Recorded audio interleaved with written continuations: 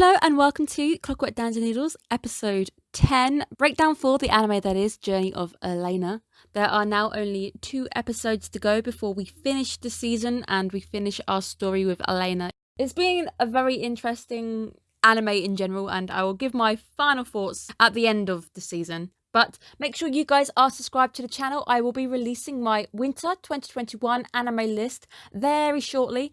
I will be going over the anime I plan to watch, the anime I plan to release videos on, and my top 3 anime of this season. So which made top 3, and there is 1 honourable mention. So make sure you guys are subscribed to find out my final thoughts on the season as a whole and where I plan to go next season, and if you guys are watching any of the animes I plan to be releasing upon. There is also a Discord channel. If you guys go over there and like the server, whenever there is a release upon my channel, you get a notification sent to your phone, so you guys are never in the loop for wondering if I've released a video or not. Let's now go straight into the anime.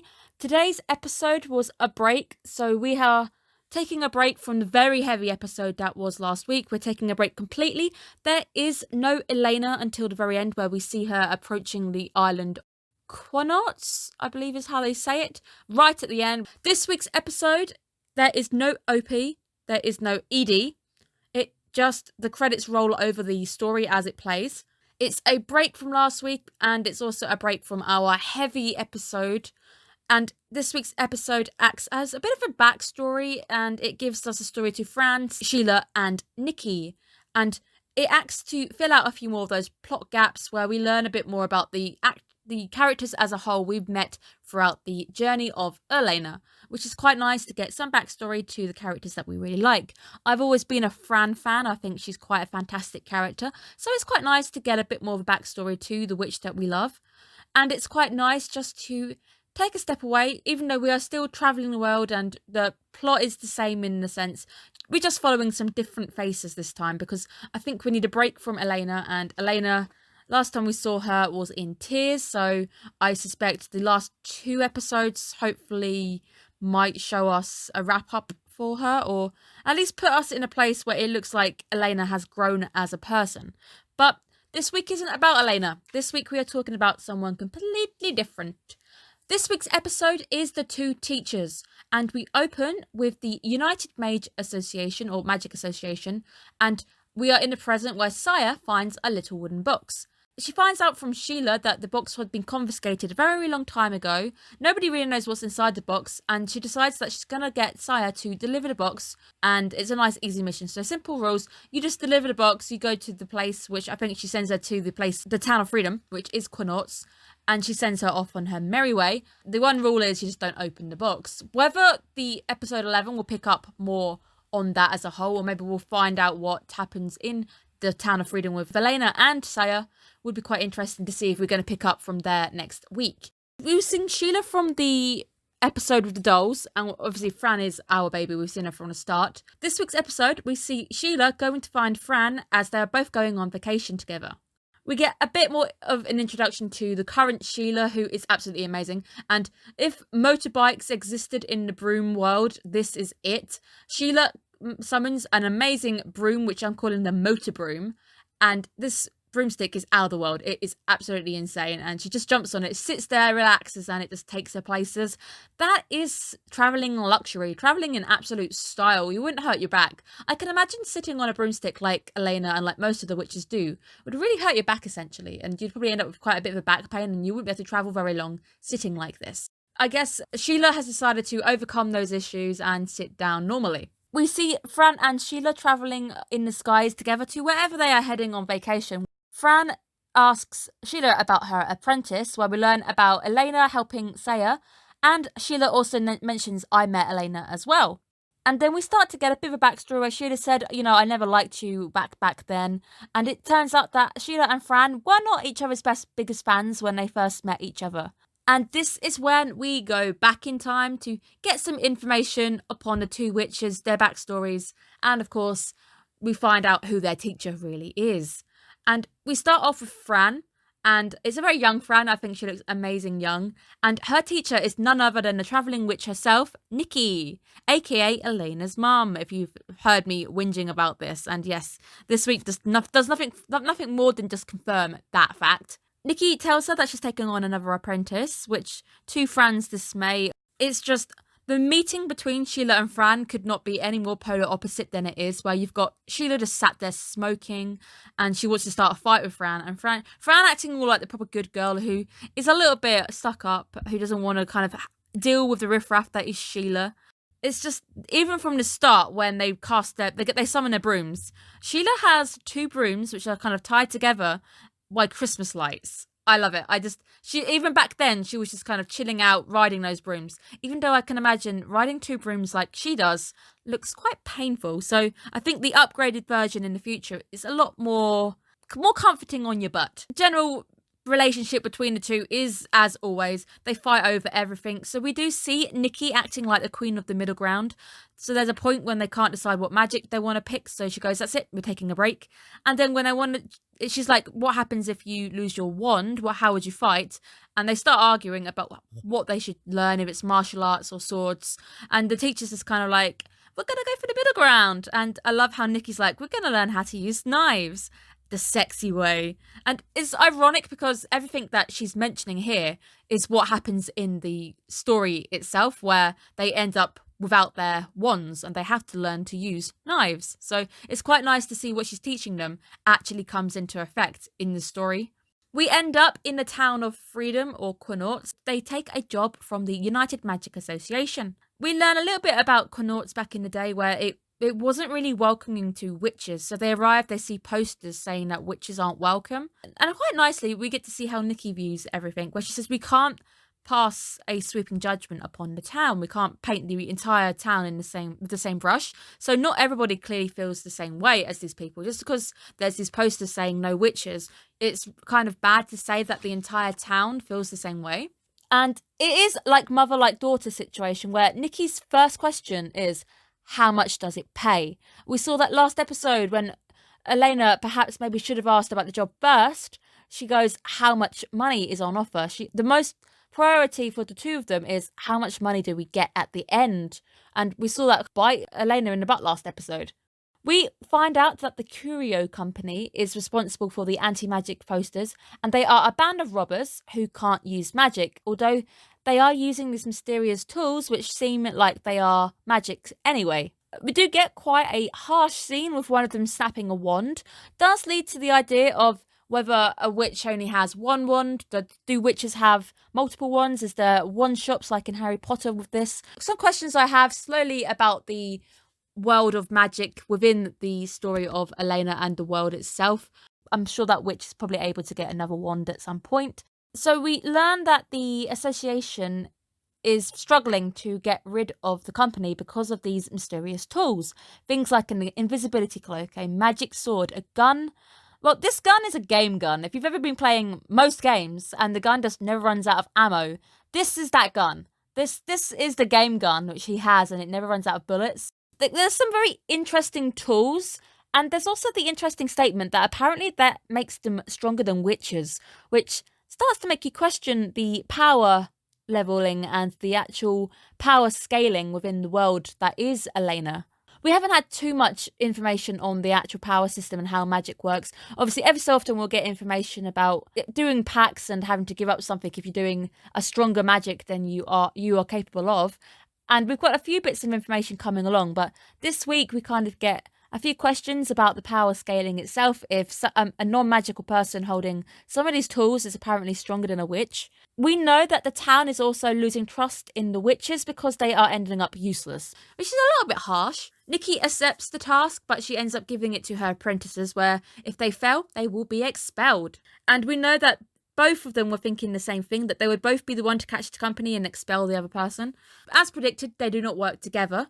We do get to see Fran quite quickly getting hold of the sword, but she is interrupted by Sheila, and it turns into an argument between the two whilst the man escapes. And this is the story for most of their mission, where we see them sabotaging one another and they are not able to catch the company, where Fran is sat in a cafe And that's when she is approached by the leader. And I knew it was the leader immediately because it matched the silhouette at the start.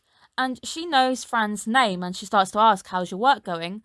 Front line of the paper says the leader of the company has declared to behead both witches who are attacking their members. But Fran says, I'm happy with this because it means that they're going to come and find me. You came here and you found me, right? And it's just that smirk when she's looking up, and she's not stupid. We know Fran is a very smart cookie when she wants to be. She's got exactly what she wanted, and it kind of backfires when she ends up surrounded and we see her getting a wand snatched. Luckily for her, the wand doesn't get snapped in half, which could have been a backfire of the plan. Both of them end up getting caught, which was their plan overall. They wanted to get caught, be brought back, and they wanted to wipe them out as in one go. It could have been quite nasty if we saw Fran getting her wand snapped. They are both tied up together and we start to see them finally cooperating because at the end of the day, this story is trying to tell you that working together is better than working alone. We see them shuffling around trying to find their knives because we know that these guys have got knives on them because that's what Nikki was teaching them. We see Sheila spitting in the leader's face and headbutting her, which I really like, and we see a brawl breaking out. So the sexy knives come out and it's just the sexy faces they try and pull whilst they're pulling their knives. I really like this scene. It's a very quick scene, but it is a really nice brawl where we've got the music, which really, really sounds great. Sheila ends up smacking the leader and she ends up dropping Fran's wand, where we then see Fran doing most of the hard work while Sheila stands there smoking.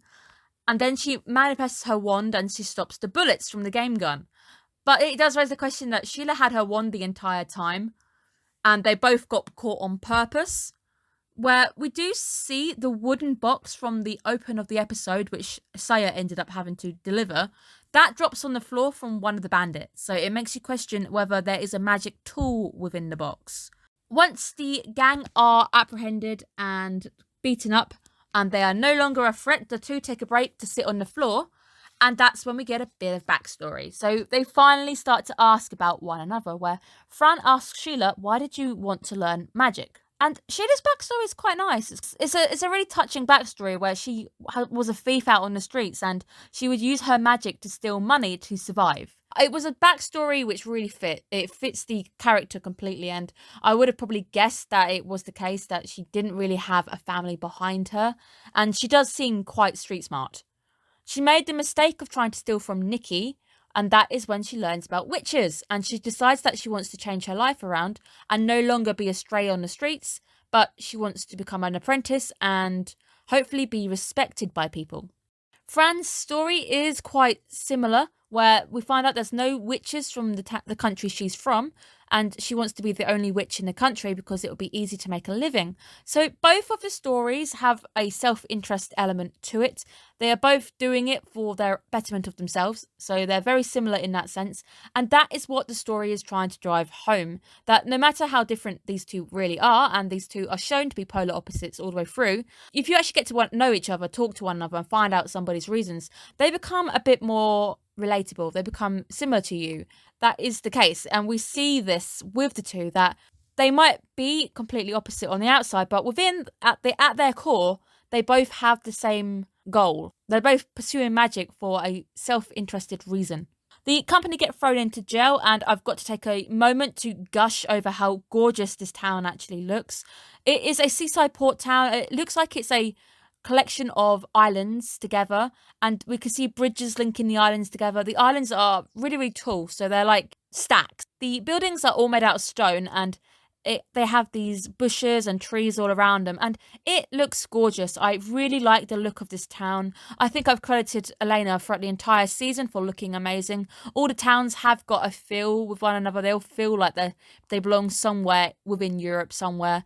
This one maybe more so like Portugal or one of those more seaside-y places which has a lot more access to the ocean. This place looks gorgeous. I really like the look of it. The two end up becoming witches, and we get to see how they gained their names, where Nikki ends up naming the two by the use of their hair, but she gives the other witch the name. So Night Witch, which should have gone to Fran, who has dark hair, ends up being Sheila's name, and the Stardust Witch, which should have gone to Sheila for her shiny hair, ends up going to Fran. They try and figure out why Nikki has chosen to give them the other name, And they're all like, oh, is it because we bring out the best in one another? Turns out to be a bit more of a cliche reason. You are always together, even though you are going to be apart at times. So that typical cliche that even if you're apart, you are still together at your heart. Where they ask her, why did you pick our names based on hair colour? And this answer, Nikki says, because it's cool. This is the same response that Eliana gets in episode 1 when she asks about where her name has come from, which is the Ashen Witch, from her hair colour. So it's quite nice to see the origin of where some of these little things have come from. Back in the modern day, we see the town of Freedom. Once again, the town which is called Quinottes. We know that Nikki fans flock to this town because of the story of the apprentices. And that is when we see Eliana arriving at the end. And that is the end of the episode. Whether it's going to be a standalone episode and the next 2 episodes are just going to be different themes, who knows? I kind of hope they go into something with Quinottes being the last 2 episodes with Eliana herself and maybe having an adventure there and maybe Eliana working out a few more bits and pieces about her mum. That would be quite nice.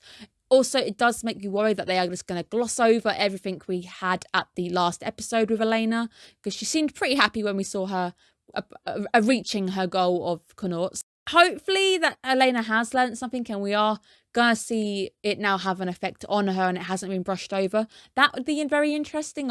I hope it's the case that she has learned and it is just we're going to see her now looking at the world, hopefully from a different perspective. It's been a very nice episode, quite a nice episode to take a break and have a look at some other characters. I always gush about how gorgeous this anime looks. This anime is one of those prettiest animes of the season. It's colourful, it's gorgeous. There's a lot of detail in the towns themselves. The world feels alive. There's a lot of world building going on as well. So it's definitely a place where we can see everything on show being shown to us instead of being told. Do like the anime, very having fun. Whether it makes the list, you guys are going to have to subscribe and wait and find out. That video should be going up at some point. I've finished my 3rd draft now, so I think I'm ready to record tomorrow.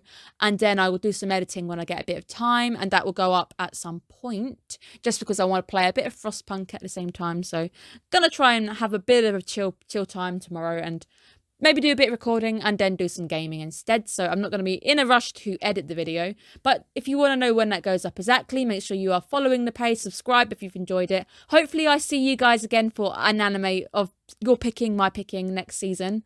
I can't wait to see if you guys have followed me across. I've got 4 anime series I have picked out for next season to release videos upon, break down, get my teeth into. Will you guys be coming along to join me? So make sure you are subscribed to catch the video when it goes up. And hopefully you guys are staying safe and you guys have had a nice break with today's episode where we've learned a bit about Fran, a bit about Sheila, and a bit about our travelling witch herself. So I've had a great day. I hope you guys are chilling out, relaxing, and I will see you guys again next week. We now only have 2 episodes left for the Journey of Eliana, and that will be the end of the series. Hopefully we're going to get a nice little ending, and I will tell you guys at the end of episode 12 my overall thoughts, and I'll give you guys my rank out of 10 for the anime series as a whole and what I think. So I will see you guys again soon. Bye bye guys.